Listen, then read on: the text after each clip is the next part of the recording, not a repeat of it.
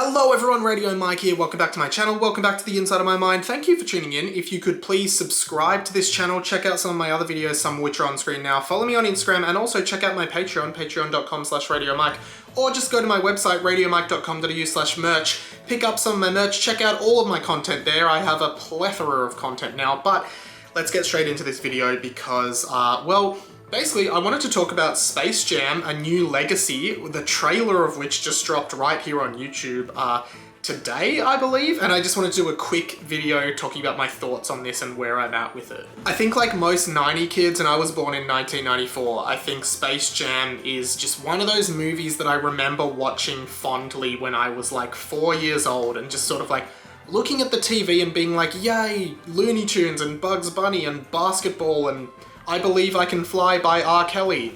Now, I highly doubt that there will be an R. Kelly song in the sequel, but, you know, I Believe I Can Fly, great song, all things considered. But I guess overall, I wasn't too excited about Space Jam 2: A New Legacy because it did feel like it was just going to be a shitty sequel to a timeless, nostalgic classic to 90s kids. And when I saw the trailer, that essentially confirmed that that is exactly what this is going to be, but I just want to say that I have never been more excited for a movie in my life. Okay, I have been more excited for a movie in my life. I remember when Harry Potter and the Deathly Hallows Part 2 came out, bam, midnight screening, that was insane. That's the most excited I have ever been for a movie. But that being said, Space Jam: A New Legacy looks really good, and I don't expect this obviously to be a cinematic masterpiece by any account, but I do think that this does look like exactly what people want from it, which is just a nostalgia-fueled spiritual sequel, well, literal sequel, but like, you know, this feel-good sequel to this childhood classic of a lot of 90 kids. And I guess this could be a new classic for children today. Obviously, it's a kid's movie, but at the same time, there is so much nostalgic value to this movie. I really like the Looney Tunes. I've been disappointed that they haven't had a feature film in a very long time since Looney Tunes Back in Action, which was a commercial and critical flop. I think that Looney Tunes Back in Action was such a good movie. I love it. I think it's hilarious. There's a lot of great fourth wall breaking and meta kind of comedy in that, which is my favorite type of comedy. Shout out to The Emperor's New Groove, which is the king of children's films that break the fourth wall. I guess a better analogy would have been that it is the emperor of children's films that break the fourth wall. I digress. This movie, Space Jam: A New Legacy, just looks super great. Like, all these cameos and seeing these characters on the big screen again was amazing. Bugs, Daffy, Porky Pig was there, as well as this plethora of Warner Brothers cameos. You know, you see things like the Flintstones, the Iron Giant, I believe there were a lot of Batman characters there. I actually watched my friend Dave Lee do a complete trailer breakdown of this. I highly recommend you go and check out his video on it because he sort of pointed out all the cameos and it is really cool how much there is. Scooby-Doo is appearing there and you know, the Mystery Inc. team and everything like that. There are so many great cameos that I could see in this trailer and I just think it's really exciting. Yeah, this is another nostalgia baiting movie from Hollywood and it's like very Ready Player One. Even like the fact that the Iron Giant was a big selling point of Ready Player One in the trailers. Like, oh, it's an Iron Giant, and this one has the Iron Giant, King Kong, all these different creatures and characters that we know and love.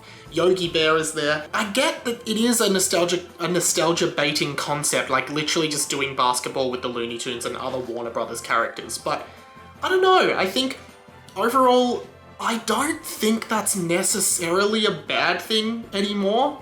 I know that this habit of Hollywood nostalgia baiting and trying to get people in by capitalizing on things they remember being cool when they were kids is like the new rage. It prints money. It is the most commercially viable thing to do, but a lot of people think it stifles creativity and it means that movies aren't as creative as they should or could be or were once in the past. There's not as many new ideas getting into cinemas, and if there are new ideas, they aren't nearly as successful as these well-known properties or universe films and things like that because, I don't know, these big studios like Marvel, Warner Brothers, all of them, they have so much money to spend on marketing, and then you get a small standalone film that is like really artistic and really, I guess, well-made cinematically, and it can't really compete against, you know, these juggernauts. While I think it does cause a few problems for more standalone great films, I do think that the quality of a lot of these films, say from Marvel or Warner Brothers or whatever they are, these franchise films, the Star Wars movies, they are generally very good quality, and I get that that's because they have so much money, but you know, if they were pumping out trash, then yeah, I'd hate it. Just trash, cash grab stuff. But I don't know, they do feel like they put a lot of care into fan service and making fans happy, and this Space Jam movie absolutely looks like that.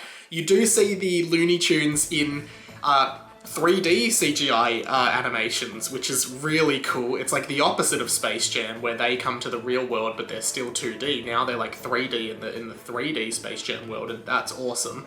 Considering this movie is so nostalgia-driven and so cameo-driven with all these different characters from Warner Brothers' legacy, I would be very surprised if there isn't some kind of cameo appearance from Michael Jordan. In fact, I'm gonna hazard a guess here. Obviously, LeBron James is the new Michael Jordan, but Michael Jordan's been very big in the pop culture zeitgeist recently. He had that documentary on Netflix, I think, and people have been talking about him a lot recently. And he's just so big in the history of Space Jam. Like, people loved him in that first Space Jam movie. I'm gonna hazard a guess that the Looney Tunes in the basketball match with LeBron James are just losing, they can't win, and then Michael Jordan appears, him and LeBron team up with Bugs, and they finally beat the basketball match right at the end. It's a small cameo appearance from Michael Jordan. At the end, he scores the final goal, Bugs remembers him, they shake hands, something cool like that. I think that would be very awesome. I do think that this movie is going to be a commercial success. I don't think it will be critically well received. I reckon it'll get like a 60% on something like Metacritic or Rotten Tomatoes, sitting around that.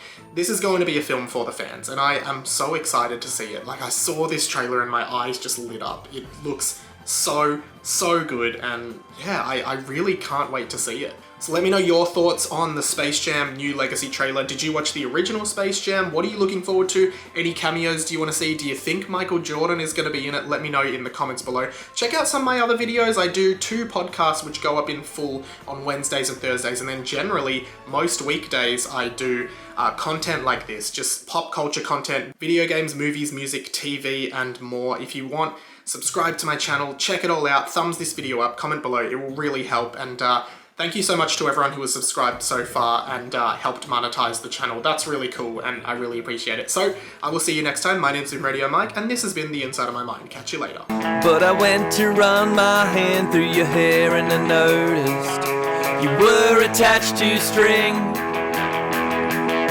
You were a puppet this whole time, you were attached to string.